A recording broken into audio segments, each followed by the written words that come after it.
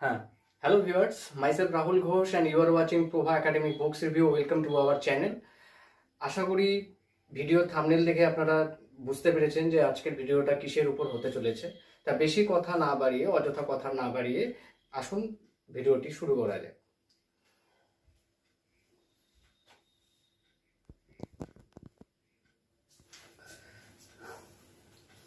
যাই হোক, এটা আমার ট্রান্সলেশনের উপর পার্ট 3 ভিডিও, ঠিক আছে? ট্রান্সলেশনের উপর আমার পার্ট 3 ভিডিও। এর আগের ক্ষেত্রে আমি দেখিয়েছি যে প্রেজেন্ট কন্টিনিউয়াস টেন্সের ক্ষেত্রে মানে প্রেজেন্ট কন্টিনিউয়াস টেন্স আমি চিনবো কিভাবে বিভক্তি দেখে। আজকে যেটা আলোচনা করবো সেটা হচ্ছে past continuous. I am extremely sorry for coming in the middle of the video, but I have to come here because I have a polite request for those for them who watch my video and who have it without subscribing my channel. So I would like to request them, please subscribe my channel so that I can get inspiration for them and I can make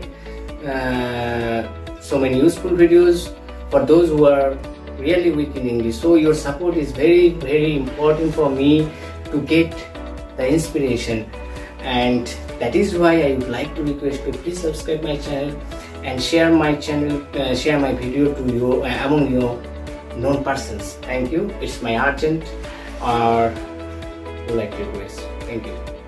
কোন বিভক্তিগুলো থাকলে আমি বুঝতে পারবো যে এটা past continuous tense বোঝাচ্ছে, ঠিক আছে? এখন সেই বিভক্তি যদি ক্রিয়ার সঙ্গে ডাইরেক্ট যুক্ত থাকে তাহলে সেটা অ্যাক্টিভ ভয়েস, ওই টেন্সের অ্যাক্টিভ ভয়েস বোঝাবে। আর সেই বিভক্তি যদি ক্রিয়ার সঙ্গে ডাইরেক্ট যুক্ত না হয়ে ক্রিয়ার পরে হ প্রত্যয় থাকবে, তারপরে সেই বিভক্তিগুলো যদি থাকে তাহলে সেটা প্যাসিভ ভয়েস হবে। আমার আগের ভিডিওতে আমি বলছি, এটা আমার পার্ট 3 ট্রান্সলেশনের উপরে পার্ট 3 ভিডিও। পার্ট 2তেই বলা আছে বা পার্ট 1এও বলা আছে, ঠিক আছে?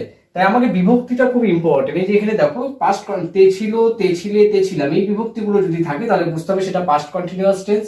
এবং এই তে ছিল, তে ছিলে, তে ছিলাম যদি ক্রিয়ার সঙ্গে ডাইরেক্ট যুক্ত থাকে তাহলে বুঝতে হবে সেটা পাস্ট কন্টিনিউয়াসের অ্যাক্টিভ ভয়েস বোঝাচ্ছে। তখন আমাকে এই গঠন অনুসারে তো আমাকে ট্রান্সলেট করতে হবে, অর্থাৎ ওয়াজ অথবা ওয়্যার বসবে, তারপরে ভার্বের সঙ্গে আইএনজি। ওকে, বুঝতে পারতেছি? আচ্ছা দেখো, এখানে দেখো ক্রিয়া আছে, আমি ভাত খাইতেছিলাম, দেখো ক্রিয়ার সঙ্গে তে ছিলাম যুক্ত আছে। তাই এগুলোর কোনো একটা যদি যুক্ত থাকে ক্রিয়ার সঙ্গে তাহলে বুঝতে হবে সেটা কি, এই বিভক্তি থেকে চিনতে পারতেছি এটা পাস্ট কন্টিনিউয়াস। আর যেহেতু বিভক্তিটা ক্রিয়ার সঙ্গে যুক্ত আছে তাই আমি বুঝতে পারতেছি সেটা পাস্ট কন্টিনিউয়াস টেন্সের অ্যাক্টিভ ভয়েস। তাহলে আমাকে এই গঠন অনুসারে সাজাইতে হবে। তাই জন্য আমি কে খাচ্ছিল, আমি, তাই আই লিখলাম, তারপরে যে ওয়াজ ওয়্যার এর মধ্যে আয়ের পরে যেহেতু ওয়াজ বসে তাই ওয়াজ, তারপরে ভার্বের সঙ্গে আইএনজি ইটিং, তারপরে রাইস। ওকে, ঠিক একই রকম ভাবে প্যাসিভ ভয়েসটা দেখো ক্রিয়ার পরে হ কথাটা হ প্রত্যয় থাকবে, তারপরে তে ছিলে, তে ছিলে, তে ছিলে, তে ছিলাম এগুলো থাকবে, ঠিক আছে?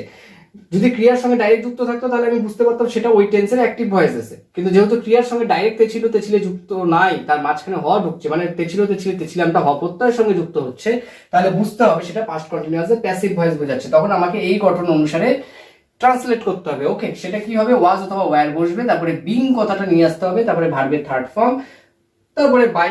সবসময় যে বাই বসে এরকম না, অনেক ক্ষেত্রে অন্য কোনো প্রিপোজিশনও বসতে পারে, ঠিক আছে?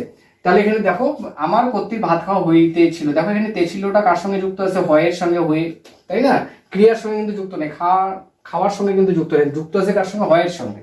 তাই দ্যাট ইজ ওয়াই আমি, যেহেতু তে ছিল তার মানে বুঝতে পারছি এটা পাস্ট কন্টিনিউয়াস, আর যেহেতু এই তে ছিলটা হয়ের সঙ্গে যুক্ত আছে তাই বুঝতে পারতেছি সেটা কি পাস্ট কন্টিনিউয়াসের প্যাসিভ ভয়েস। তাহলে আমাকে এই গঠন অনুসারে সাজাতে হবে, এখন ট্রান্সলেট করতে হবে সেটা কি, ওয়াজ অথবা were being V3 by. Okay, আর প্যাসিভ করার সময় অবজেক্টটাকে প্রথমে লিখতে হয় আর সাবজেক্টটা শেষে বসে, মানে অবজেক্টের জায়গায় বসে। যখন কোনো সাবজেক্ট অবজেক্টের জায়গায় বসে তখন তাকে প্যাসিভ অবজেক্ট বলে, আর যখন কোনো অবজেক্ট মানে যে অবজেক্ট সাবজেক্টের জায়গায় বসতেছে তখন তাকে প্যাসিভ সাবজেক্ট বলে। ওকে, আচ্ছা যাই হোক, এখানে অবজেক্ট কি, রাইস, তাই রাইস প্রথমে লিখছি, তারপরে ওয়াজ ওয়্যারের মধ্যে ওয়াজ বসবে রাইসের পরে, তারপরে বিং, এই যে ভার্বের থার্ড ফর্ম ইটেন, বাই, কার দ্বারা ভাত খাওয়া হচ্ছে, আমার, তাই আই যেহেতু অবজেক্টের জায়গায় বসে তাই অবজেক্টিভ ফর্ম লিখতে হবে, অবজেক্টিভ কেস, তাই এটা কি হবে, মি। Okay, thank you.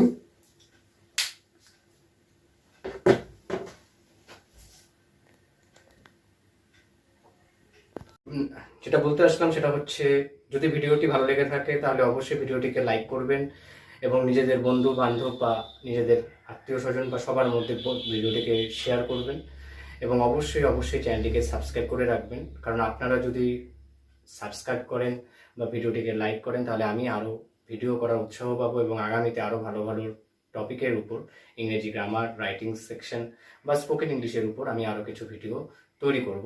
আপনাদের লাইক, শেয়ার এবং কমেন্টের উপরই সেটা নির্ভর করছে। তাই আমার অনুরোধ, আপনারা অবশ্যই চ্যানেলটিকে সাবস্ক্রাইব করে আমাকে উৎসাহিত করবেন। ধন্যবাদ।